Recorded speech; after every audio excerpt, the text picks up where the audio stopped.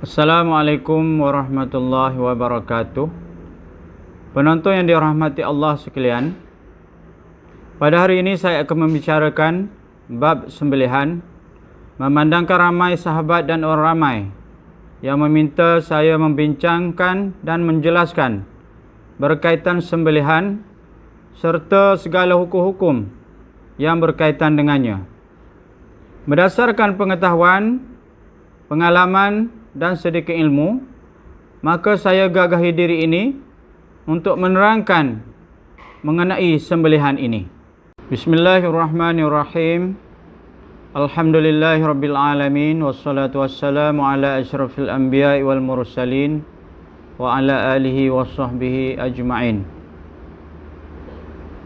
Qala Allah Subhanahu wa ta'ala, "Fakulu mimma dzukira smullahi 'alaihi in kuntum bi ayatihi mu'minin." Maka makanlah dari sembelihan binatang-binatang yang halal yang disebut nama Allah ketika menyembelihnya, jika betul kamu beriman kepada ayat-ayatnya. Sembelihan dan hukumnya. Pengertian sembelihan.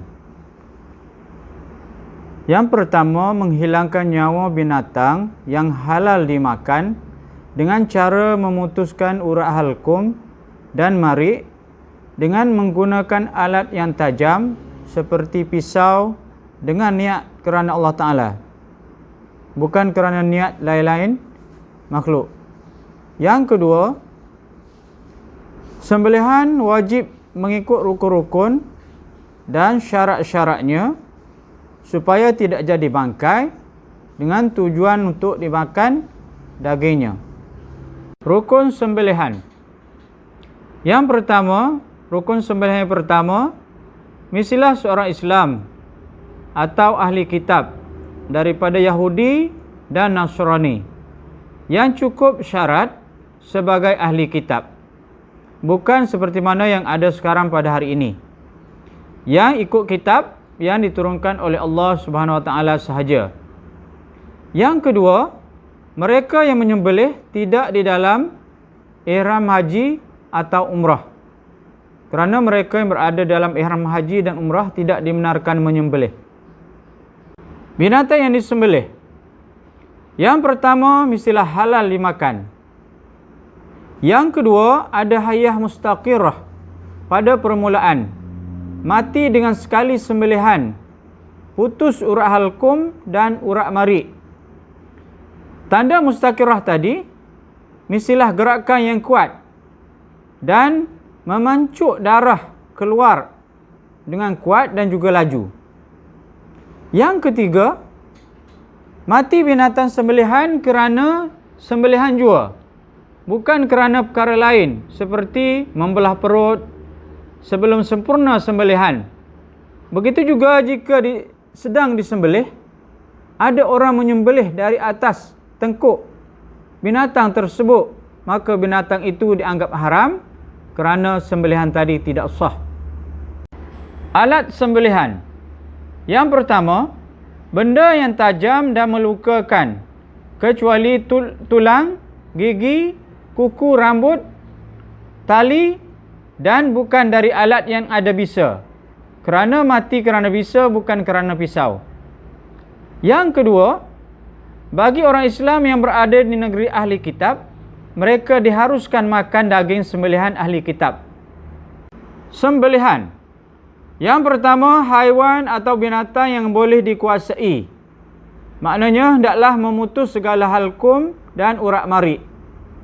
Binatang leher pendek disunatkan sembelih di halkum di atas, dan yang leher panjang seperti unta, itik dan angsa disembelih di bawah yang dipanggil lubbah.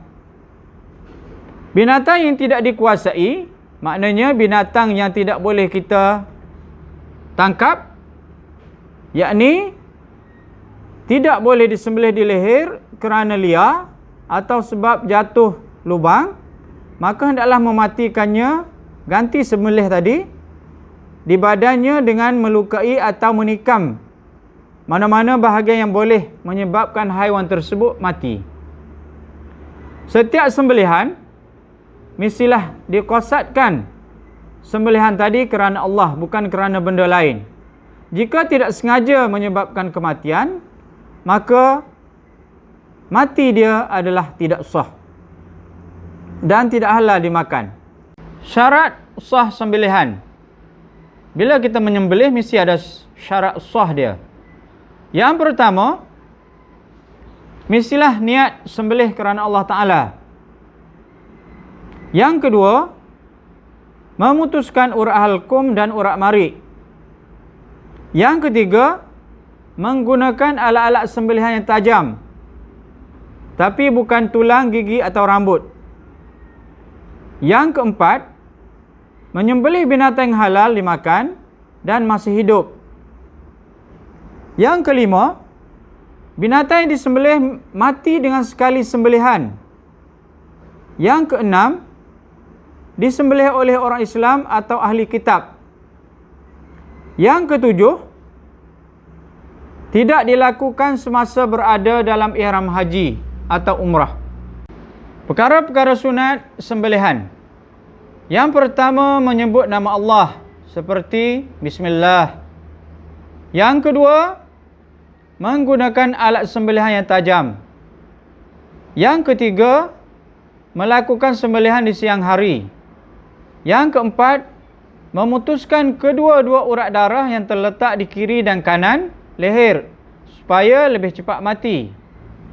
Yang kelima, menghadapkan binatang ke arah kiblat dengan membaringkan ke atas rusuk kiri. Perkara-perkara makruh semasa sembelihan. Baik, yang pertama, alat sembelihan yang tumpul. Yang kedua, menampakkan alat sembelihan kepada binatang yang hendak disembelih. Yang ketiga, melakukan sembelihan di hadapan binatang lain yang juga hendak disembelih. Yang keempat, tidak menghadap kiblat. Yang kelima, tidak membaca basmalah. Yang keenam, mematahkan leher binatang sebelum binatang itu mati. Hikmah sembelihan. Apa hikmah sembelihan? Yang pertama sekali, boleh mematikan binatang dengan cepat dan selamat. Yang kedua, memastikan daging yang dimakan bersih dan bermutu. Yang ketiga, sembelihan dengan nama Allah untuk memelihara akidah. Yang keempat, membezakan antara daging yang halal dengan yang haram. Yang kelima, dapat mengeluarkan semua darah binatang dengan cepat dan membersihkan daging daripada darah yang mengalir bagi menghindari penyakit. Demikianlah tadi perkara-perkara yang berkaitan dengan sembelihan.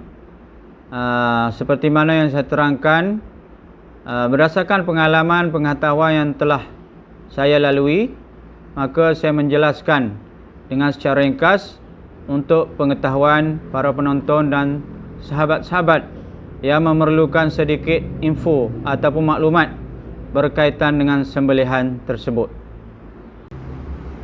Wassalamualaikum warahmatullahi wabarakatuh.